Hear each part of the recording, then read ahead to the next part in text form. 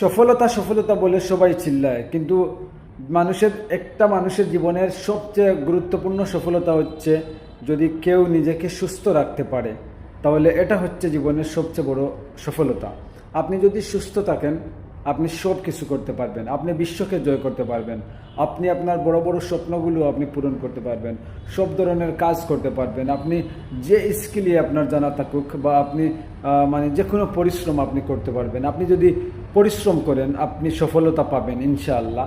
কিন্তু আপনি যদি অসুস্থ থাকেন, আপনি সুস্থ না, আপনি তো প্রথমে যদি অসুস্থ থাকেন আপনি প্রথমে কোনো কাজই করতে পারবেন না, এমনকি ইবাদত বন্দেগী তো করতে পারবেনই না, আল্লাহকে ডাকতে পারবেন না, কোনো পরিশ্রম করতে পারবেন না, আপনার স্বপ্নগুলো পূরণ করতে পারবেন না। কারণ একটা মানুষের জীবনের সুস্থতা কত বড় নিয়ামত, এটা আসলে আমরা যারা অসুস্থ যারা আছে একমাত্র তারাই বুঝে যে সুস্থ থাকাটা কত বড় আল্লাহর নিয়ামত।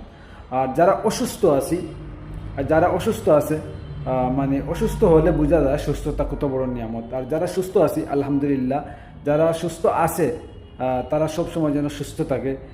আর সুস্থ মানুষরা তাদের সব ধরনের পরিকল্পনা বা তাদের স্বপ্ন, তাদের পরিশ্রম সব কিছু তারা করতে পারে, এই জন্য তারা সফল হয়। তো আমি মনে করি একজন মানুষ পরিশ্রম করে সফল হওয়ার চাইতে সে নিজের বডি নিজেকে সুস্থ রাখাটা সবচেয়ে বড় সফলতা, আমি যেটা মনে করি।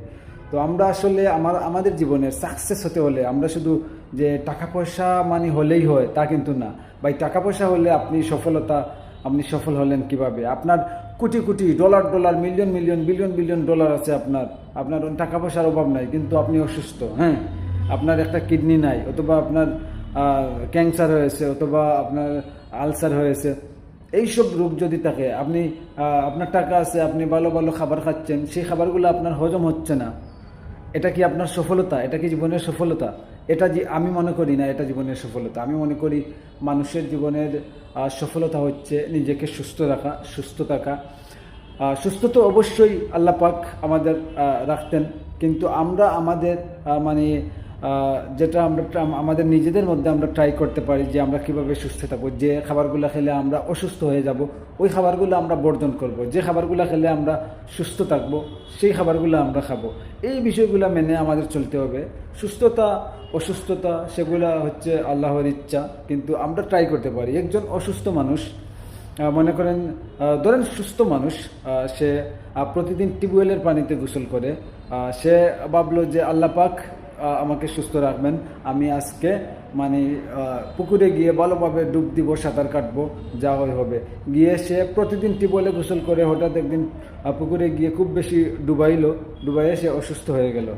তো এই যে জিনিসগুলা, এই অসুস্থতা কিছু নিজেদেরকে এটা নিজেদের কি করলে নিজে সুস্থ থাকবো, কি করলে অসুস্থ হয়ে যাব, সেই বিষয়গুলো নিজেরাই খেয়াল করতে হয়।